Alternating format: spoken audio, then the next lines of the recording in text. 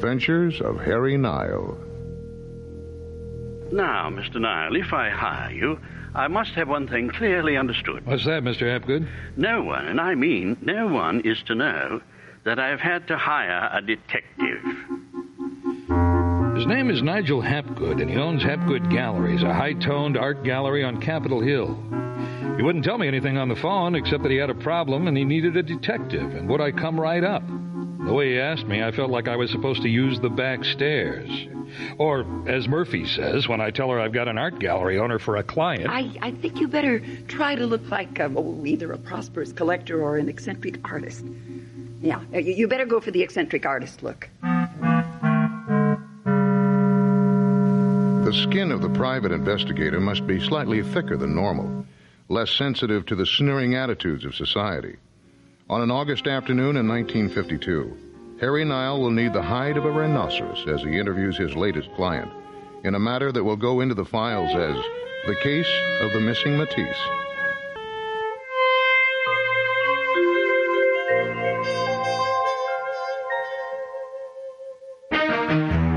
The Hapgood Gallery is on North Broadway in what I guess you'd call Seattle's intellectual community. Everything's understated and discreet, including the proprietor, a tall guy dressed all in black.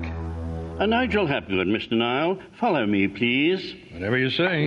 This is our gallery. We're hanging early American pieces this month. And next month I had planned a contemporary French exhibit, but not anymore. Here, have a chair. Unfortunately, we can't talk in my office because someone has to watch the front, and I'm alone in the gallery now, which is why I called you. I presume I may rely upon your discretion to maintain the strictest confidence. Want to tell me why you need an investigator? I need you to locate my partner. Her name is Michelle Sternhagen. Okay, let me write this down. Yes, her name is spelled the way it sounds. Okay, Sternhagen. Well, is she missing? This is the third day she hasn't come to work, hasn't phoned, hasn't left any kind of message. You tried checking where she lives? Oh, she's not at home. Well, she doesn't answer my knock. Okay, well, you better give me your address. Yes, it's an apartment on Beacon Avenue. Be called missing persons? Yes, I gave them a complete description. Well, then why do you think you need me? Because I didn't tell them quite everything. Huh? You see, also missing is a Matisse worth nearly $100,000. A Matisse, that's, Henri Matisse is one of the 20th century's foremost painters. You don't know his work? No. Well, you've surely heard of Picasso, Pablo Picasso? Oh, yes, sure. Sure, yeah, who hasn't? Picasso and Matisse are likely the two most influential painters of the last 50 years. And you say one of these Picassos is gone? No, Matisse. Matisse is gone. It disappeared 3 days ago, along with Michelle. Well, why didn't you report that to the police? Well, you see, the painting doesn't belong to me. I was able to acquire it for a client of mine who is traveling in South America. I was holding it for him, but I am responsible for it. And you think she stole it? What else am I to think? Well, if she took it, it's grand theft. You need to report it. Out of the question. I simply want it back. I don't want to press charges. Why not? Really, Mr. Nile, do you have any idea of what the newspapers would make of a Matisse stolen out of my gallery? It would ruin me. Not to mention the international art and what they would think. No, I simply want the painting back. No questions asked. Is it insured? I couldn't begin to afford the premiums. No, it is not insured. Huh. Well, I'm going to need pictures of the woman. I need her address, friends, relatives, people she might be staying with. Oh, and a picture of the missing painting. By the way, how big is it? 20 by 30 inches, framed. Now, tell me something. How did you get to know Michelle Sternhagen? She was a client. Well, tell me about how she became your business partner. A year ago or so, she indicated an interest in the gallery, offered to invest in the business in return for a share of it, and so, after a great deal of thought, I agreed to make her my partner. So how much of the company does she have? 30%. I fail to see why you need to know these details, Mr. Nile. Some reason I shouldn't know them? Well, of course not. It's only that I feel we're wasting precious time when you could be out looking for the Matisse. And Michelle. Yes, of course. And when you find her, please let me know immediately. Hapgood gives me Michelle Sternhagen's address and some photos of her, and the missing painting, and I stop by the office for a couple of other essentials. Your dark green pants are hanging on a hanger in the closet. On a hanger? What a novel idea. Harry, hooks are for hats, hangers are for clothes. Your trousers were on a hook, and I put them on a hanger. Murphy, you sound like my mother. Where's my tool belt? Where are you going? Well, I'm going to have to get into the gal's apartment some way, and I don't want to pick the lock. Okay, here's the tool belt. Murphy, when I emerge from this closet in my dark green twills and my tool belt, you will have a strange urge to ask me to fix your telephone.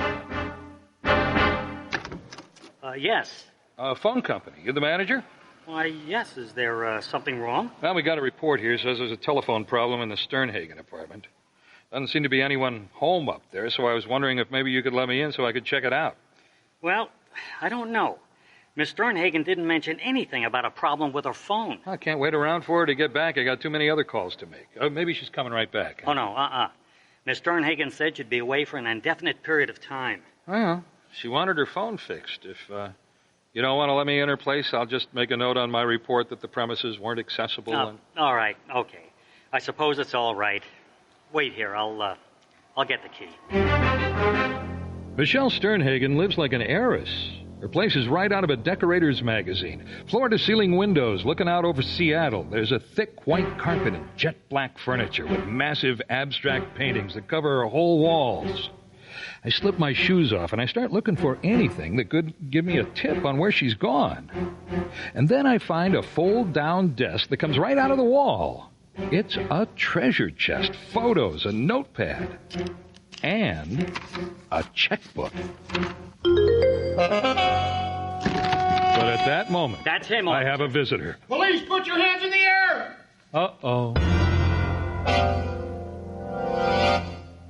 The apartment manager has gotten suspicious of me and called the law. I get a free ride downtown where Lieutenant Frank Laval of the larceny detail is waiting at police headquarters. All right, Harry. Why were you in Miss Sternhagen's apartment? Gathering evidence. For who? Who are you working for? I can't tell you that, Frank. A promise is a promise. Don't give me that. Clients are confidential. Until a crime is committed. Oh, yeah? Did I steal anything? Did I break anything? We won't know that until we get a hold of the Sternhagen woman and have her inventory her belongings. Yeah, well, good luck. What's that supposed to mean? Well, I was in her apartment trying to get a line on where she skipped to. Skip? Yeah. All right, look, Frank, the Sternhagen lady is missing. That I can tell you because there's already a missing persons report on her. Filed by who? My client. All right, Nile. You want to make it tough for me? I'll make it tough for you, buddy boy. Hello. This is Lieutenant Laval in larceny. I want to know the name of the person who filed a missing persons report on a Michelle Sternhagen. When? I don't know. Probably yesterday. Yesterday, yeah, I'll hold on. Look, Frank, my client's afraid a serious crime's been committed, but he's afraid to report it because if it got out, it would ruin his business. What kind of crime? Well, he thinks Sternhagen may have stolen something, a very valuable object. Can we just leave it at that? No, let's not leave it at that. So your client hired you instead of calling the police, and you let him do it? That makes you... Wait a minute. What? Are you sure? Okay, thanks. There's been no report of any missing person named Sternhagen. You want to try another alibi? Oh, wait a minute, there has to be. I mean, he told me that he... Who told you? Frank, will you let me call my client? Come on, you haven't booked me. You want to be booked? Fine, unlawful entry. Oh, come on, Frank, cut me a little slack. I'm going to call my client, okay? You might overhear his name. All right. Call him. Fine.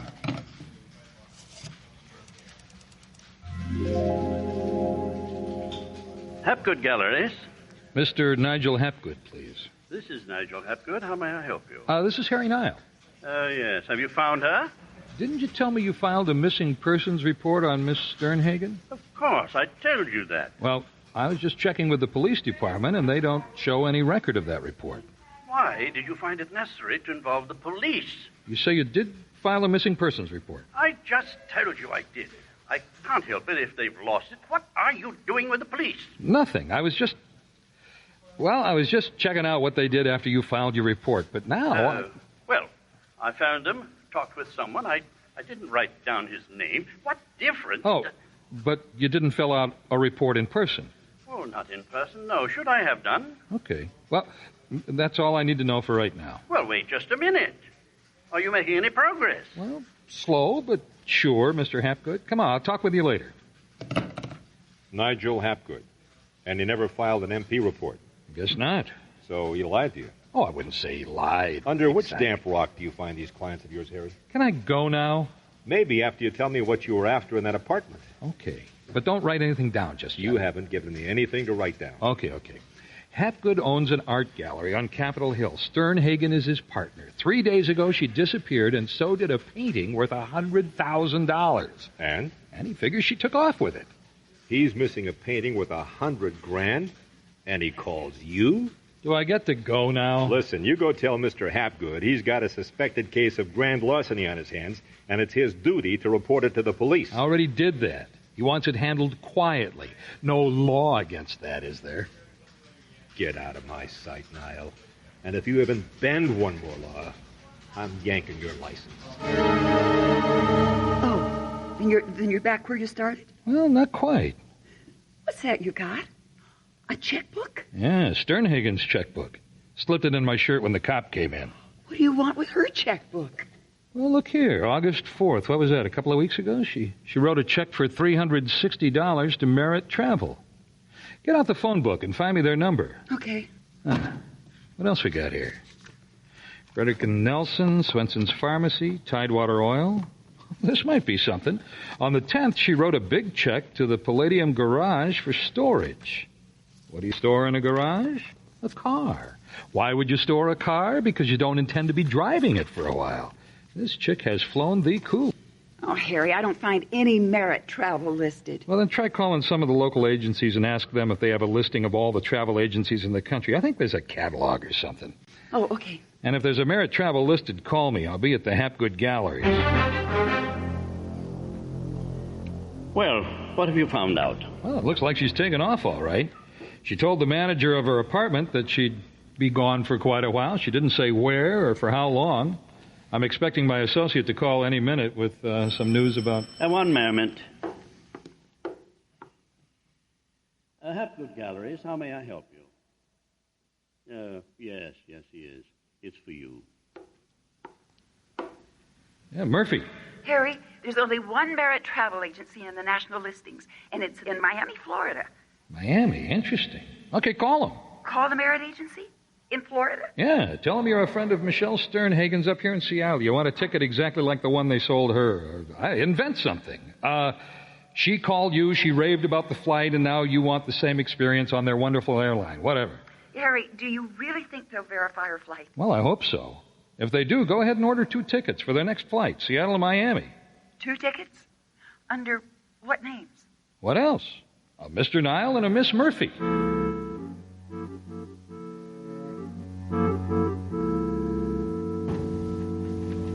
Harry? How'd you make out with the travel agency? Harry, I'm in shock. We're actually flying to Miami on Saturday, you and I. Saturday the earliest you could get? Well, that's the only day they fly to Miami. Huh. And they actually told you they sold a ticket to Michelle Sternhagen? No, they never revealed the names of their customers. Mm-hmm. But I asked them what the fare was from Seattle to Miami, first class. I figured she'd fly first class, and what do you think? The fare is $180 one way. Yeah, but she wrote a check for $360, double the one-way fare. So she bought a round-trip ticket, right? No, she didn't. A round-trip ticket is $348. Well, then... Harry, don't you see? She bought 2 one-way tickets to Miami. She took someone down there with her. So now I'm looking for 2 people instead of 1. Sure, she must have had an accomplice, someone from up here in Seattle. Hapgood says he didn't think Michelle had a sweetheart, and he didn't know of any of her friends or relatives, so who was it? And once we get down to Miami, how am I going to find Michelle and the painting? That's when I'm really playing by ear. But I have Murphy reserved 2 rooms in a Miami hotel, and early Saturday morning, we're on a DC-6 heading south. And then I get a flash. It hits me when the stewardess arrives with our breakfast trays. I dig out my photo of Michelle. You work this Miami run every week, do you? That's right. So, were you working this flight last Saturday? I sure was. You wouldn't by any chance remember seeing this woman in this photo here, would you? Oh, let's see. Why, yes. She was on last week's flight. Are you a detective? Yes, as a matter of fact. Did you talk much with her? Oh, you know, just the usual. And could you describe the person flying with her? Well, that's why I remember her. Huh? There wasn't anyone with her. She bought the second seat for a big zipper case. It was way too big to go in the overhead compartment or under the seat. It must have been, 2.5 by 3 feet. She put it on the seat beside her. Ooh. So this is Florida. Feel what a warm night it is. Man, I'm bushed. 14 hours of flying. But, Harry, why did you send our luggage onto the hotel? Aren't we going to stay there, too? Or just sort of close? Well, first we have to do something here at the airport. You see all these taxis lined up? Yes. Well, we're going to split them up. You take half, I'll take half. Okay. Ask every driver if he was working the arrival from Seattle last Saturday night. And if he says yes, tell him you're looking for a woman with a big flat zipper case 2.5 by 3 feet. If you find that driver, get him to tell you where he took her. So we start checking every cab and turn up nothing at first. But late in the evening, Murphy hits the jackpot. Harry, this driver remembers her. Hi. Good evening, sir. Last Saturday night, a woman who looked like this gal in this picture here with a zipper case about so big. See, I remember her. She would not let me touch her luggage. She put it in the back seat herself. Okay, well, now this is very important. Do you remember which hotel you took her to? But I did not drive her to a hotel, senor. I drove her to a private estate on Coral Gables. Ah. Well, you think you could take us there? See, I could do that. Please, to get in.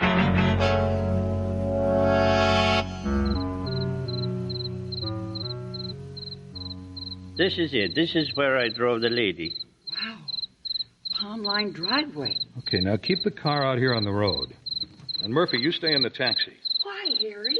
Because I don't know who's in that house or what they may do. But I came all this way. And I'm not going to have you get shot. I walk up the long, straight driveway to a sprawling villa. It's late. There are no lights on downstairs and only a dim light in an upstairs window. I punch the doorbell and wait. Then a porch light comes on. Who is it? Ah, Michelle Sternhagen. Who are you and what do you want? Name's Harry Nile. I'm from Seattle. How did you find me? I'm a detective, Miss Sternhagen. How do I know you're a detective? Well, here's my license. A private detective? What do you want? Shall we go in and talk about that Matisse you took from the Hapgood Gallery? That Matisse? Do you mean to tell me that Nigel hired you to get it back? That's funny to you? Come in, Mr. Nile. It's very late. But there is someone I think you should see. What did Nigel tell you? That he wanted me arrested? No, he doesn't want to press charges. He'll settle for getting the painting back. Nice little swindle you had lined up, Miss Sternhagen. I guess you were going to sell the Matisse yourself. Is that it? To Hepwood's client who's touring in South America? That why you came down here to Florida to deliver the painting? In a manner of speaking. You don't deny you brought the painting down here? No, I don't deny it. It's in the study where I'm taking you right now. And so, Mr. Nile, is something else. Now, be very quiet. I'm going to open the door to the study. An old, bald man with horn-rimmed glasses and a white goatee is asleep in a chair, bundled in a bright afghan. I don't suppose you know who he is. Who is he? That, Mr. Nile, is Henri Matisse. What, the painter? Yes, and the painting you're to collect is there on the floor. Well, what's he doing here? I figured he was dead. No, he's 83 and very much alive. And he lives here? No, but right now, he's a house guest of the owner of this villa, a Howard Brooks, a wealthy art collector, and the man Nigel Hapgood sold that painting to. Mr. Brooks is due back from Cuba tomorrow. He's a personal friend of President Baptista, and he was down there celebrating his reelection. So, why did you take the painting without telling Hapgood? Aren't you his business partner? Oh, yes. I'm his business partner, and I took the painting because it's a forgery. It's a forgery? Yes. Well, did Hapgood know that when he sold it? He knew it when he painted it. When he... Hapgood... Howard Brooks and I old friends, you see. Nigel told me that he acquired the Matisse, and I believed him. I wired Howard to tell him it was available, and Howard wired back the money to buy it. But when I examined the painting closely, I suspected it was bogus. Did Hapgood know you found out? He said I was mistaken, of course. But one day when he was out of town, I let myself into his apartment above the gallery. There, on an easel, he was halfway through a forgery of another Matisse. I contacted Howard, and he arranged to fly Matisse to Coral Gables for a few days. And he told me to bring the painting down here for Matisse himself to examine, which he did. It made the old gentleman very angry. Uh-oh. What? Well, I guess it just occurred to me. If I'm going to turn in my client as a crook, you'll stiff me for my fee and all my expenses. You're forgetting I'm part owner of Hapgood Galleries, soon to be the sole owner when Nigel sells out to me, as he will now be forced to do, and I shall see that you're paid. Uh-oh. What now? I've got a taxi waiting with my partner outside, and the meter's running. Put that on my bill, too, Mr. Nile. Thank you, Miss Sternhagen. Now do go away and let me get some rest.